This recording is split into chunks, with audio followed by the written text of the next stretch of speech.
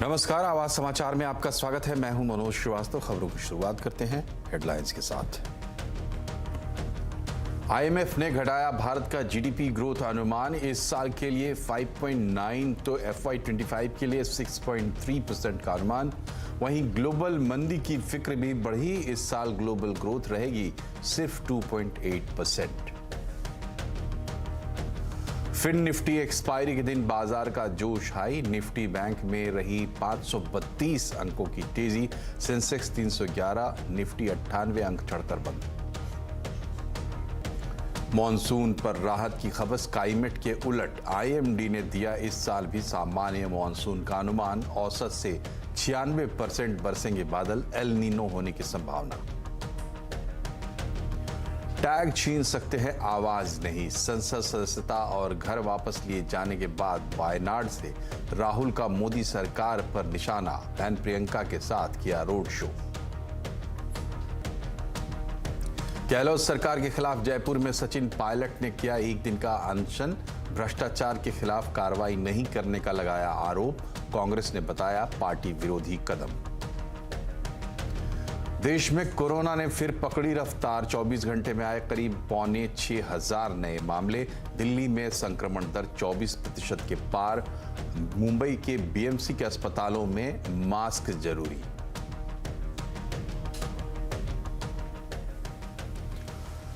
राहुल गांधी आज अपनी संसद सदस्यता रद्द होने के बाद पहली बार अपने निर्वाचन क्षेत्र केरल के वायनाड पहुंचे। यहां उन्होंने एक जनसभा को संबोधित किया। इस दौरान उन्होंने कहा कि वायनाड के लोगों ने उन्हें हमेशा अपने परिवार की तरह महसूस कराया है। यही नहीं, उन्होंने ये भी कहा कि सांसद तो बस एक टैग है, ये एक पद है, इसलिए बीजेपी टैग हटा सकती है, पद ले सकते हैं, वे घर ले सकते हैं और वे मुझे जेल में भी डाल सकते हैं, लेकिन वे मुझे वायनाड के लोगों का प्रतिनिधित्व करने से नहीं रोक सकते हैं। Of course, I don't belong to Kerala, but the enthusiasm and the affection and the manner in which you embraced me gave me the feeling that you are part of my family, that I am your brother, your son. The MP, member of parliament, is just a tag. So the BJP can take away the tag. They can take away the position. They can take away the house. They can put me in jail. But they cannot stop me from representing the people of Wayanad. इधर राजस्थान कांग्रेस में सियासी टकराव फिर से शुरू हो गया है। कांग्रेस आला कमान के चेतावनी के बावजूद सचिन पायलट आज धरने पर बैठे। सचिन पायलट तत्कालीन सीएम वसुंधरा राजे के शासन में हुए घोटालों की जांच की मांग को लेकर वर्तमान सीएम गहलोत सरकार अशोक गहलोत के खिलाफ अनशन पर थे। भले ही पायलट ने वसुंधरा राजे के कार्यकाल में हुए घोटालों की जांच की मांग की, लेकिन माना जा रहा है कि वसुंधरा राजे के बहाने अशोक गहलोत पर निशाना साध रहे हैं। हालांकि सचिन पायलट ने कहा है कि ये वसुंधरा राजे सरकार के समय हुए भ्रष्टाचार के मामले में कार्रवाई के लिए अनशन है। उस सरकार में तमाम जो भ्रष्टाचार हुआ, करप्शन हुआ, उसके विरोध में आज एक दिन का मैंने अनशन रखा था और इस मुद्दे को मैं बहुत लंबे समय से उठा रहा था। ये वही मुद्दा है जिसको लेकर राहुल गांधी जी ने संसद के अंदर, संसद के बाहर अपनी आवाज को रखा। कांग्रेस ने, तमाम विपक्षी दलों ने जेपीसी की मांग रखी, क्योंकि भाजपा शासन में जो व्यापक करप्शन हुआ, भ्रष्टाचार हुआ और हो रहा है, उसके विरोध में अपनी आवाज को हम लोग रखना चाहते हैं। और ये नई बात नहीं है, राजस्थान में गहलोत बनाम सचिन पायलट बहुत दिन से चल रहा है, लेकिन क्या इस बार सचिन पायलट आर या पार कर देंगे? इसी पर होगी बड़ी चर्चा आज शाम 7:57 पर आवाज अड्डा में।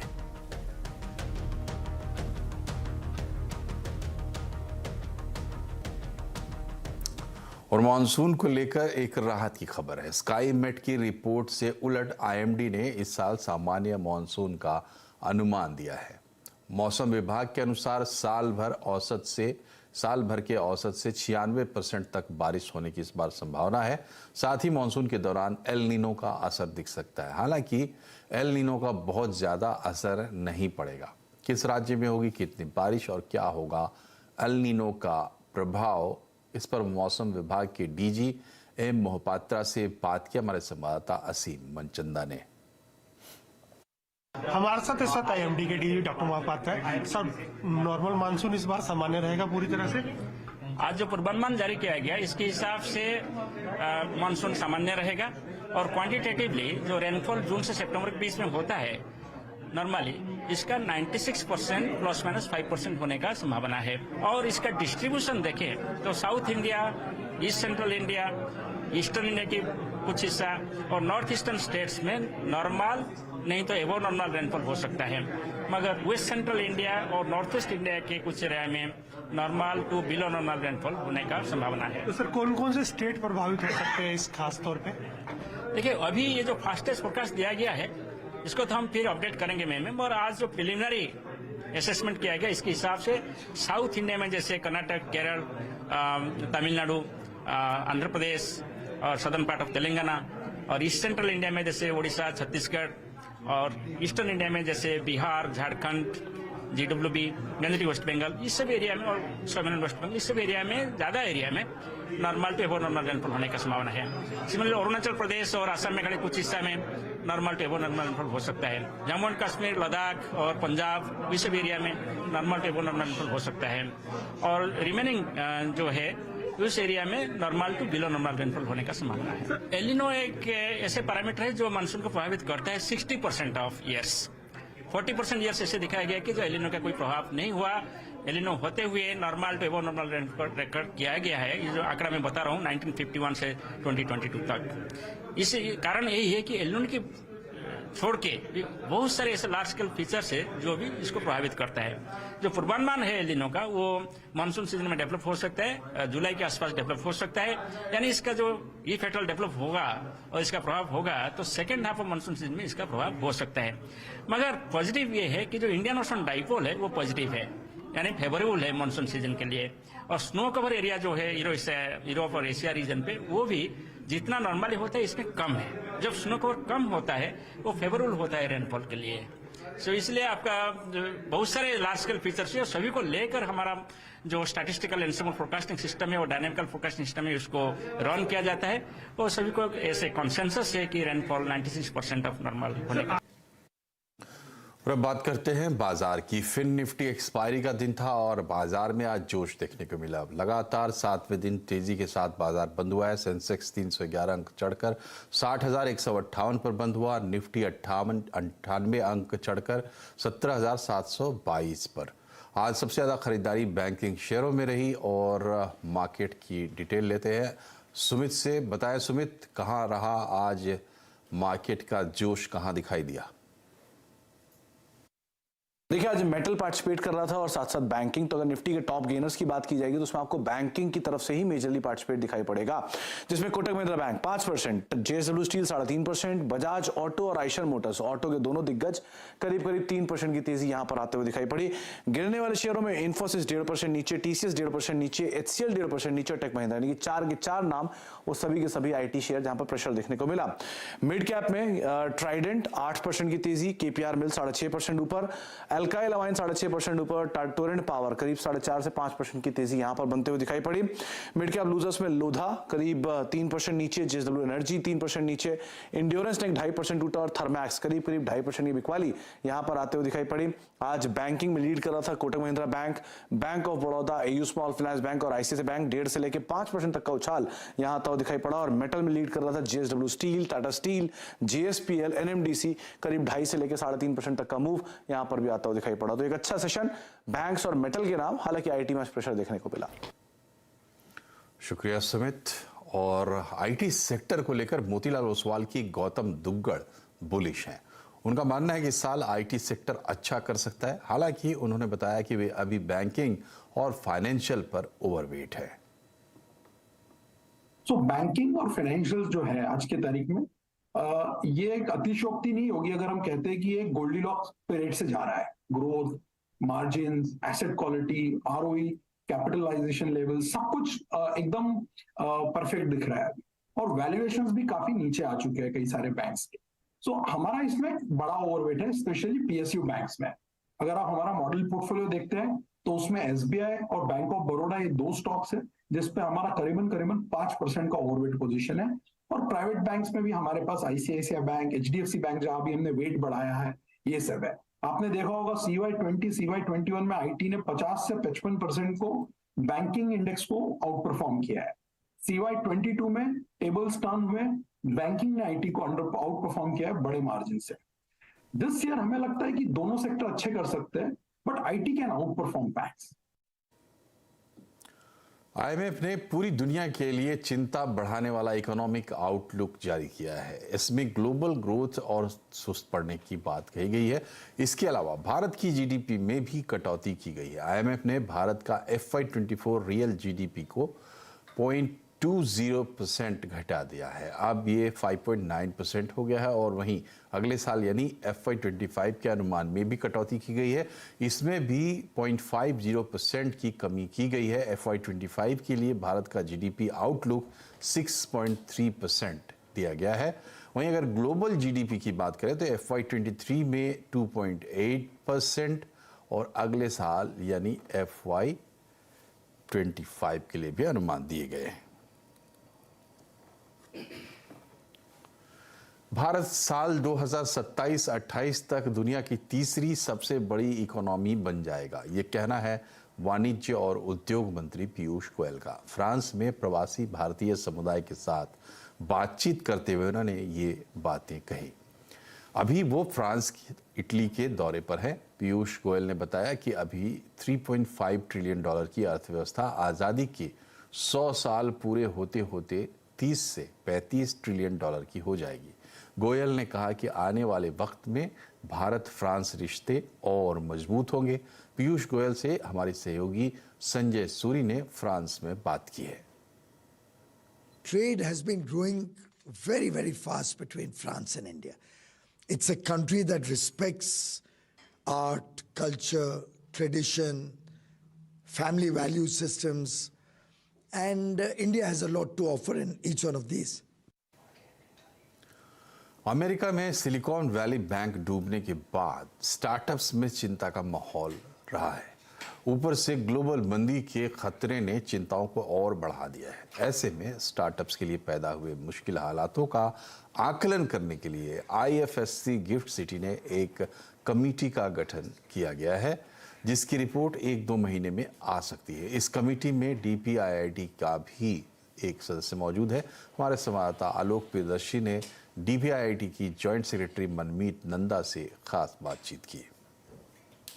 मैम, जो कमेटी का गठन हुआ है, जो ग्लोबल सिनेरियो है स्टार्टअप्स को लेकर, क्या कमेटी कैसी कमेटी है, क्या करेगी और कब तक इसकी रिपोर्ट आने की संभावना है? ये IFSC गिफ्ट सिटी के पहल से बनी है कमेटी। इसके मेंबर्स की गठन आपको मैं दे दूंगी। इसके साथ हम लोगों ने DPIIT के एक मेंबर को उस कमेटी में शामिल होने के लिए रिक्वेस्ट भेजी थी और वो शामिल हो गई है। तो मेरी उम्मीद है ये कमेटी खूब जल्दी बैठ के एक अपनी विचारधारा के साथ अपने डिफरेंट ओपिनियंस को लेके और पूरी सिचुएशन को प्रॉपर्ली असेस करके एक रिपोर्ट तुरंत ही गिफ्ट सिटी के IFSC के चेयरमैन के सामने प्रस्तुत करेगी। वैसे इस कमेटी का मैंडेट क्या है, क्या असेसमेंट करना है, क्या चीज़ें हमको करनी है? क्योंकि SVB बैंक का जो भी इशू और क्राइसिस लूम किया था, इसलिए इट वाज इम्पॉर्टेंट कि हम IFSC एक ऐसा सेंटर है जिसको हम प्रमोट कर सकते हैं और किस तरीके से हम वहाँ पर और स्टार्टअप्स को इनकरेज कर सकते हैं वहाँ पर लैंड करने के लिए। आई थिंक उसको मद्देनजर रखते हुए इस कमेटी का गठन हुआ है। आखिरी सवाल कि अभी जो ओवरऑल सिचुएशन है देश में, स्टार्टअप्स का माहौल है, वो कैसा है और क्या ये जो ग्लोबल क्राइसिस हुआ उसका कुछ असर पड़ने की आशंका है? जैसे कि आपके साथ मैंने पहले भी बताया कि ये साल स्टार्टअप्स के लिए एक्चुअली बहुत बढ़िया था। इंडिया में हमारे सबसे ज़्यादा स्टार्टअप्स की रजिस्ट्रेशन पिछले फाइनेंशियल ईयर में हुई है। 29,000 प्लस स्टार्टअप्स ने रिकॉग्निशन पाई है DPIIT के माध्यम से। आई थिंक ये एक बहुत बड़ी साइन है कि स्टार्टअप इकोसिस्टम और भी रोबस्ट है, स्ट्रॉन्ग है और रेजिलिएंट है। और इंडिया में इतनी इनोवेशन और एंटरप्रेन्योरल स्पिरिट को जितनी इंकरेजमेंट मिलती है हमारे डिफरेंट स्कीम्स और इनिशिएटिव के तहत, और हम लोग कॉन्स्टेंटली वर्कशॉप्स और इंटरेक्शंस के माध्यम से स्टार्टअप्स के इश्यूज़ को लेते हैं, डिफरेंट डिपार्टमेंट्स और मिनिस्ट्रीज़ के साथ डिस्कस करते हैं। तो आई थिंक कि ये इनिशिएटिव करेक्ट डायरेक्शन में जा रहा है और इससे हमें कोई घबराने वाली कोई स्थिति नहीं नजर आती है। इधर एप्पल के सीईओ टिम कुक 18 अप्रैल को भारत आ रहे हैं। एप्पल मुंबई में भारत का पहला अपना फ्लैगशिप स्टोर खोलने जा रहा है। मीडिया रिपोर्ट्स में कहा जा रहा है कि टिम कुक खुद इसके उद्घाटन के लिए भारत आ सकते हैं। मुंबई के बाद दिल्ली में 20 अप्रैल को एप्पल अपना स्टोर खोलेगी। हमें सूत्र बता रहे हैं कि टिम कुक अपनी यात्रा के दौरान भारत में मैन्युफैक्चरिंग ग्रोथ और एक्सपोर्ट जैसे स्ट्रेटेजिक मुद्दों पर भी चर्चा कर सकते हैं। टिम कुक इससे पहले 2016 में भारत आए थे। भारत में एप्पल के रिटेल स्टोर की 500 से ज़्यादा रिटेल स्टोर भारत में हैं और ये ऑफिशियली एप्पल का अपना पहला फ्लैगशिप स्टोर होगा। स्टोर मुंबई से चलने वाली काली पीली टैक्सी से प्रभावित थीम पर बना हुआ है, जो कि अपने आप में एक आकर्षण का केंद्र बना हुआ है। ब्रेक के बाद एक बार फिर से आपका स्वागत है। देश में कोरोना की रफ्तार एक बार फिर से तेज होने लगी है। 24 घंटे में फिर से करीब 6000 नए मामले मिले हैं। बीते हफ्ते कोविड ने 68 मरीजों की जान ले ली थी। मुंबई में बीएमसी के अस्पतालों में मास्क जरूरी हो गया है। दिल्ली एम्स में भी भीड़ पर सख्ती की जा रही है। अपडेट लेते हैं दीपाली नंदा से। बताएं दीपाली, आज क्या खास खबरें हैं कोविड से? देखिए, कोविड के नए मरीजों की संख्या में उछाल जाहिर तौर पर चिंता का सबब बनता हुआ दिखाई दे रहा है। अगर बीते 24 घंटे की बात करें तो एक बार फिर से 5600 से ज्यादा नए मरीज देश भर में मिले हैं।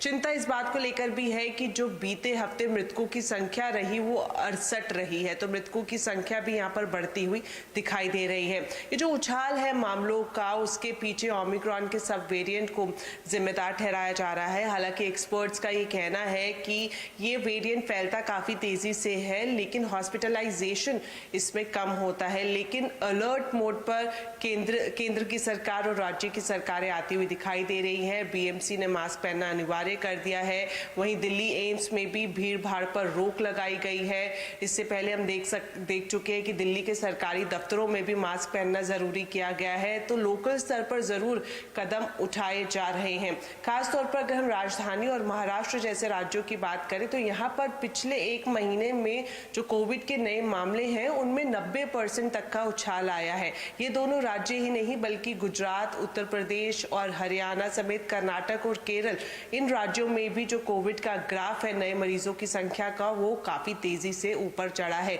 एक्टिव केसेस की संख्या की बात करें तो 37,000 का आंकड़ा ये पार कर चुकी है और केंद्र सरकार लगातार राज्यों को ये सलाह दे रही है कि जहां भी वो चाहे, उन्हें लगे कि जिस भी जगह, जिस भी क्लस्टर में मामले ज्यादा आ रहे हैं वहां पर अपने हिसाब से पाबंदी लगाएं ताकि कोविड की रोकथाम की जा सके। बहुत बहुत शुक्रिया दीपाली। और आगे बढ़ते हैं। भारत की अर्थव्यवस्था में 7% का योगदान देने वाला जेम्स एंड ज्वेलरी सेक्टर अभी मुश्किल दौर से गुजर रहा है। लाखों लोगों को प्रत्यक्ष रोजगार इस इंडस्ट्री से मिलती है और यहाँ वैश्विक मंदी के चलते कामकाज ठंडा पड़ा हुआ है। आगे हीरो की चमक कैसी रहेगी और कौन से ऐसे ट्रिगर रहेंगे जिससे हीरो का उद्योग फिर से चमकने लगेगा, ये जानने के लिए देखिए केतन जोशी की रिपोर्ट। दुनिया के 10 रफ डायमंड में से 8 की पॉलिशिंग गुजरात में होती है। गुजरात समेत भारत में 25 लाख के आसपास लोग हीरा कारीगर हैं जो रफ और बारीक हीरों को चमका देते हैं। लेकिन डायमंड इंडस्ट्री की चमक अभी फीकी पड़ गई है। इसकी वजह है अमेरिका में आई मंदी और हांगकांग में कोरोना के मामले। अमेरिका और हांगकांग ही भारत के पॉलिश डायमंड के मुख्य खरीदार हैं। जो अभी थोड़े टाइम पहले चाइना में जो कोरोना का फिर से जो दौर चला हुआ था, उसकी वजह से वहाँ पे जो लॉकडाउन हो गया था, इससे हमारा जो जितना भी एक्सपोर्ट हो रहा था वो ज़्यादातर अमेरिका और हांगकांग में हो रहा था, तो वहाँ पे खरीदारी बंद हो गई थी। और इसकी वजह से जितना भी एक्सपो हुआ, एक्सपो में भी हमारे पास ऑर्डर नहीं मिला है, पॉलिश डायमंड का ऑर्डर नहीं मिला है। इसलिए अभी डायमंड की जो पॉलिश की जो हमारी इंडस्ट्री है सब अभी ठप पड़ी हुई। हीरो के काम में मंदी की कई वजह है। इस बार ग्लोबल डायमंड एग्जीबिशंस के ऑर्डर में कमी आई है। पहले यहां से भारत को 30 से 40% ऑर्डर मिल जाता था। रफ डायमंड पहले 5,000 रुपए का 1 कैरेट मिला करता था, वो बढ़कर 10,000 का हो गया है। इसके चलते रफ डायमंड की खरीदारी में भी 25% की कमी आई है। आलम यह है कि पॉलिश डायमंड की मांग में 15% तक की गिरावट आई है। पॉलिश्ड हीरे की कीमत 40,000 प्रति कैरेट से गिरकर 30,000 रुपए प्रति कैरेट पर आ गई है। कारखाने वाले फिलहाल हीरा बेचने की बजाय इसको स्टॉक करके रख रहे हैं। 2 महीने से पहले मैं यहाँ पे काम करता था तो रोज का मेरा 1,000-1,200 का काम हो जाता था। हर महीने 30-35 हज़ार का काम कर लेता था। अभी मंदी के मॉल के हिसाब से मेरा 17-18 हज़ार से नीचे उससे ज़्यादा काम नहीं होता है मेरा। भारत सालाना 18 अरब डॉलर के रफ डायमंड खरीदता है और 24 अरब डॉलर के पॉलिश डायमंड एक्सपोर्ट करता है, लेकिन अभी कुछ महीनों तक माहौल ठंडा रहने का अनुमान है। अभी diamond industry no loss no profit के बेस पर काम कर रही है, लेकिन अगर अमेरिका में मंदी और हांगकांग में कोरोना के केस बढ़ जाते हैं तो फिर से भारत के हीरो की चमक फीकी पड़ सकती है। केतन जोशी, अहमदाबाद। और अब बात करते हैं न्यूज़ 18 नेटवर्क और रैकेट के कैंपेन मिशन स्वच्छता और पानी की। मशहूर अभिनेत्री शिल्पा शेट्टी ने इस अभियान से जुड़कर प्राइमरी स्कूल नरौर वाराणसी के स्टूडेंट्स को सैनिटेशन और अच्छे स्वास्थ्य के बारे में जानकारी दी। आइए देखते हैं।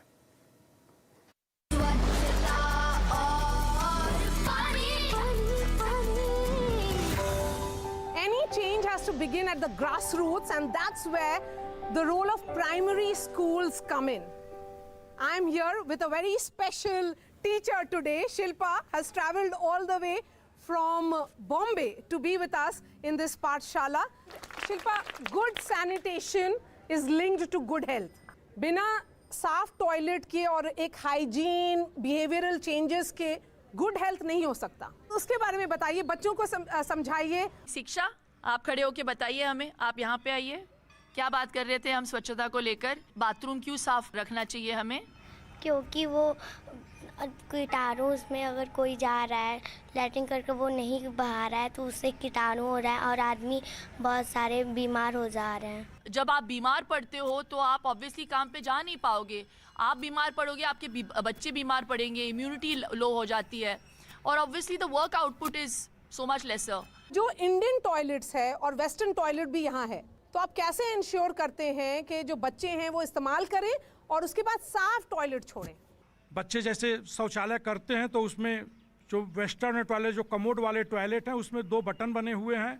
उस बटन को बच्चे पुश करते हैं और जो इंडियन टॉयलेट है उसमें पानी लेके बच्चे जाते हैं और जैसे ही शौच करते हैं उसके बाद उसमें पानी को बहा देते हैं और सीट जो एकदम क्लीन हो जाता है। चलिए, हम लोगों का मिशन क्या है? हेल्दी हम, हेल्दी हम। शिल्पा, आपका मंत्र? मैं कहूंगी स्वच्छ रहो, मस्त रहो।